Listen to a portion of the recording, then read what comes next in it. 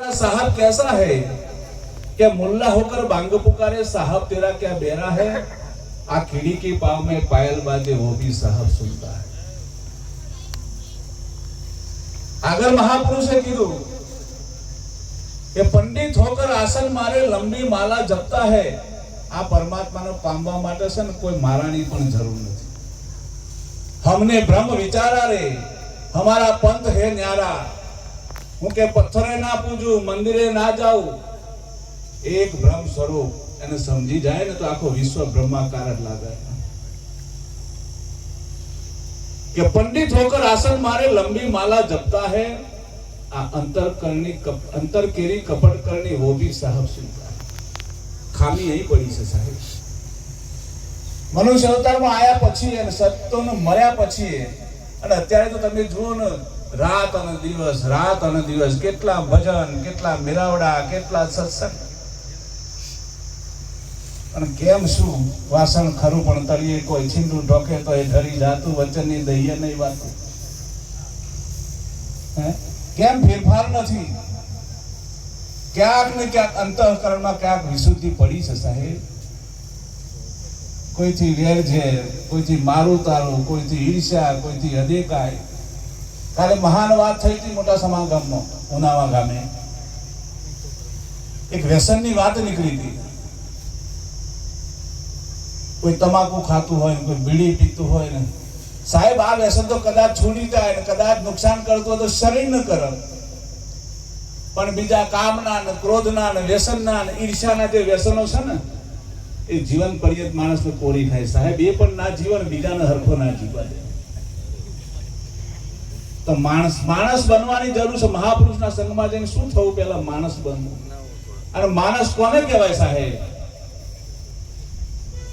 કે ધર્મના કામમાં ઢીલ ના કરશે વીરા જાશે વઈ દાસી જીવન સત ભીમના ચરણે કે નામની નોબત હું કોણ છું ક્યાંથી આવું છું મારું સ્વરૂપ શું છે આને જાણી લેવું। આ જાણીએ માણસના સ્વરૂપમાં આવી ગયું સાહેબ। તો એવા મહાપુરુષો रात અને દિવસ તન તોડ મહેનત કરી પોતાના જાત ખસી નાખે સાહેબ।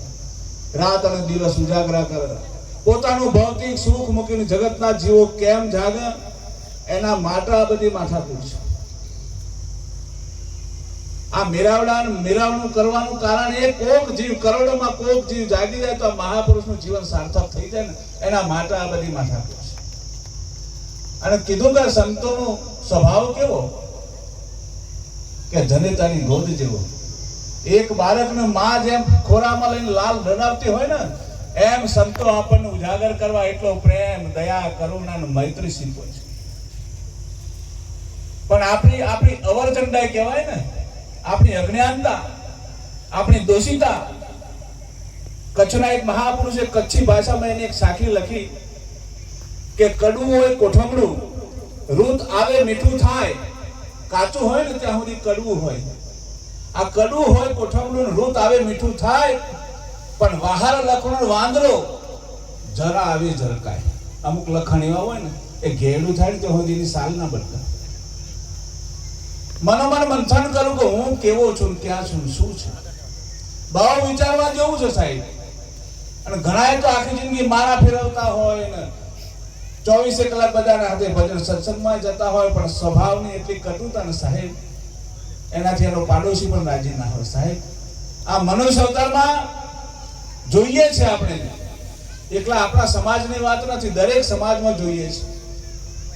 બાપના દીકરાનો મેળ ન હોય દીરાની જેઠાણી મેળ ન હોય સાસુ વહુનો મેળ ન હોય એક જ માના ચાર દીકરા હોય ચારે ચાર નોખા હોય સાહેબ। મનુષ્ય અવતારમાં આવું હોય આ આપણને શોભતું નથી। આટલી મોટી સંખ્યામાં મારી માતાઓ બહેનો બેઠી છે। એક દુઃખની વાત કહું જો કે સત્સંગના આધ્યાત્મિક વાત છે પણ તેમ છતાં સામાજિક અત્યારે એક કટુતા છે સાહેબ।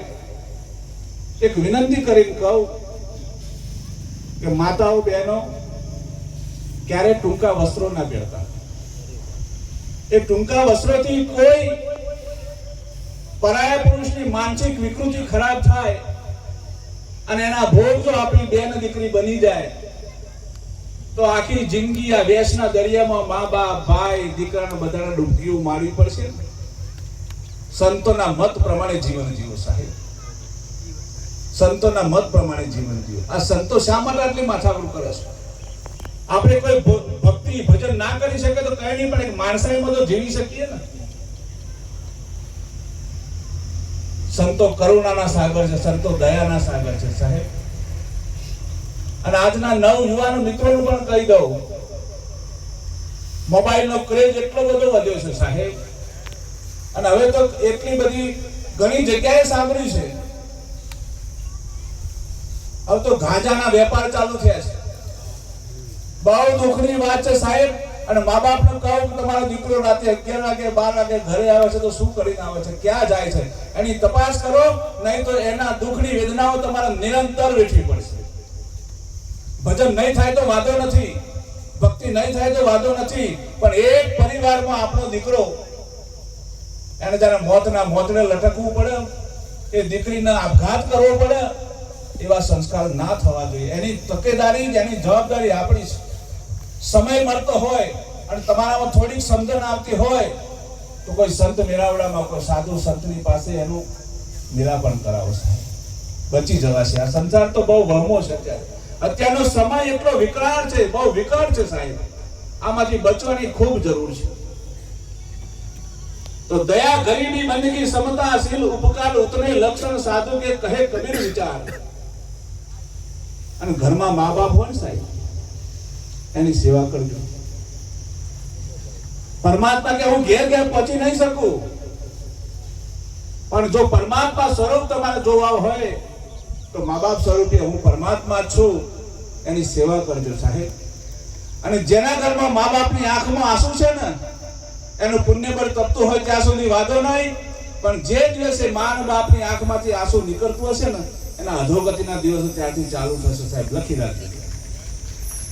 કઈ કરજો સમાજમાં. આ સંતો મહાપુરુષો વેદના શા માટે વેઠે છે? જાગર કથા નહીં, હરિ કીર્તન સંત નહીં નિજ માના, તે ઘેર જમને ડેરા દીના, સાંજ પડે શમશાના. જેના ઘરમાં ભજન નથી, જેના ઘરમાં કીર્તન નથી, જેના ઘરમાં સાધુ સંતનું આગમન નથી, એ સ્મશાન અને એના ઘરમાં કોઈ ફીર નથી. અને પછી પાર ફૂટી જાય, પાણી વહી જાય, ને પછી દુઃખના દાડા આપણે કહીએ ને, એના કરતા પહેલા જ પાર બાંધી દો. અને સંસાર કેવો છે? આમ તો સમય બહુ ઓછો છે, 5 મિનિટમાં પતાવી દઈએ. ભગવાને કીધું કે આગળ કરજો કેવો આવશે. ભગવાને 4 દિશામાં 4 બાણ છોડ્યા અને કીધું જાઓ 4 પાંડવોને તમે એક એક બાણ લેતા આવો, પણ ત્યાં શું બને છે જોતા આવજો. પહેલો પાંડવ ગયો પૂર્વ દિશામાં, ત્યાં એક બગલો એક પગે ઊભો તપ કરતો હોય ને એવું લાગે, અને પણ બાજુમાં એક મરેલું સસલું એમાંથી ચાંચમાંથી એ સસલાનું માંસ ખાય અને પાછું તપમાં ઊભો થઈ જાય. અત્યારનો સમય આવો છે, કોઈ સાધુ સંતના વેશમાં આ પાખંડીઓ જગતને લૂંટી ખાશે, પણ વિશ્વાસ કર્યા વગર ક્યાંય માથું ઝુકાવતા નહીં. તમે તો જ્ઞાની પુરુષો છો, અધમ પાપ થઈ રહ્યું છે એની પાછળ બહુ વિચારીને પગ મૂકવા, ક્યાં જવું, કોને મરવું, કારણ કે સંગ દોષ છે ને મહારોગ છે. બીજો નંબર હતો, એક તાજી વિવાહેલી ગાય પોતાના બચ્ચાને ચાટતી હતી, અને એટલી હદે એને પ્રેમ કરતી હતી, એટલી હદે એને ચાટતી હતી કે વછેડાના એ વાછરાના શરીરમાંથી એની જીભથી લોહી નીકળતું.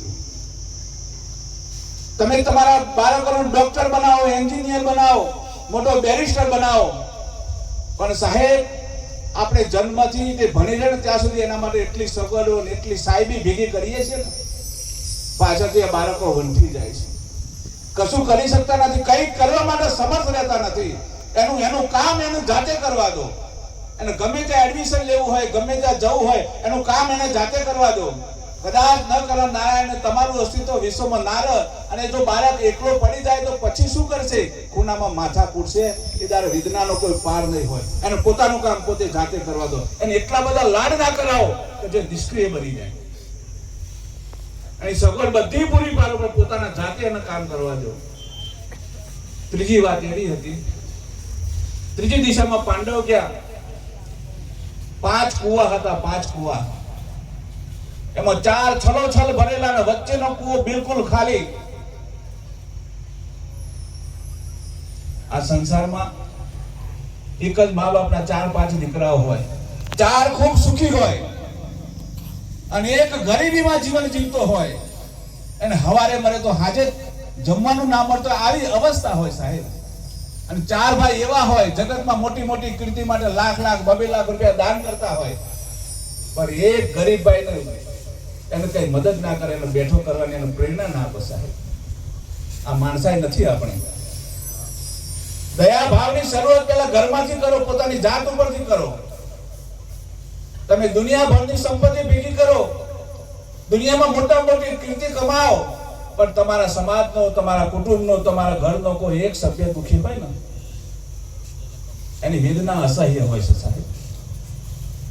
આટલું કરતા કરતા ચોથી દિશામાં એક મહાપુરુષ જે બાણ લેવા ગયા, મોટા માઉન્ટેન ઉપરથી, એક મોટા પહાડ ઉપરથી 1000 મણની શિલા રડતી રડતી નીચે આવતી હતી. આ શિલા એટલે આજના સમાજમાં કહેવાતા પંચાયતા લોકો. પંચાયત એટલી હદે હવે બગડી ગઈ સાહેબ, એકબીજાના સગા ઉપર ઉતરી જાય. સગાનો પક્ષ, આનું નામ પંચાયત નથી સાહેબ. કોઈનો વિવેક કરો હોય તો એમાં સમાજ, કુટુંબ, પરિવાર કોઈ નડતર ના હોય, નીતિમત્તા હોવી જોઈએ વાતમાં. સાચાને સાચું, ખોટાને ખોટું કહેવાની હિંમત હોય ને તો જ આગેવાની કરવી, તે સિવાય ના કરવી. 1000 મણની શિલાઓ રડતી હતી, અને એના રડવાથી નાના મોટા કેટલાય છોડવા કચ્ચર ઘાણ થતો હતો. પણ છેવટ જતા જતા નીચે આવતો ગયો, એમ એની ગતિ મંદ પડી. એક વડલાના થડમાં 1000 મણની શિલા ટીકાઈ ગઈ, ત્યાં થંભી ગઈ. આ મહાપુરુષો છે ને, વડલો છે, કઈ જ્ઞાનનું પ્રદાન કરે છે, કઈ સંસ્કાર આપે છે. આપણે પણ જીવનમાં આવા કોઈ કૃત્યો કરતા હોય, મોટા ભાગનું જીવન જોજો તમે સાહેબ, આગળના ઇતિહાસો પણ છે અને પુરાવા પણ છે. એક જ ઘરમાં 2 ભાઈ શાંતિથી રહેતા હોય, પણ એવા મહાત્માઓ પણ છે સમાજમાં. કેમ કરીને એનો સંસાર, કેમ કરીને 2 ભાઈ વચ્ચેનો પ્રેમ વિખરાઈ જાય, બંને ઝઘડતા થઈ જાય, આવા પણ મહાત્માઓ છે. અને આવું ના કરે ને ત્યાં સુધી એને રાતે ઊંઘ પણ ના આવે. પણ જબ તું આયો જગત મેં, જગત હસે તું રોઈ, આ કરણી એસી કર ચલો તુમ હસો ઓર જગ રોઈ. જીવનમાં કંઈક એવી કમાણી કરો સાહેબ કે આપણા જતા રહ્યા પછી આપણો ખાલી પણ વર્તાય, આપણા નામના મરવાના કોઈનો સમાચાર મળી જાય. એક નાનો માણસ આપણી સેવાથી, આપણા પ્રેમથી 1-2 આંસુના ટપકા આપણી માટે પાડી દે, સમજી લો તમે જીવનમાં કંઈક જીવ્યા છો સાહેબ. બાકી જીવન બધું અફળ છે. એક મનુષ્ય અવતારમાં આટલું કંઈક જીવાઈ જાય, આટલી વાત કરી મારી વાતને વિરામ આપું. બોલ સદગુરુ ભગવાન કી જય.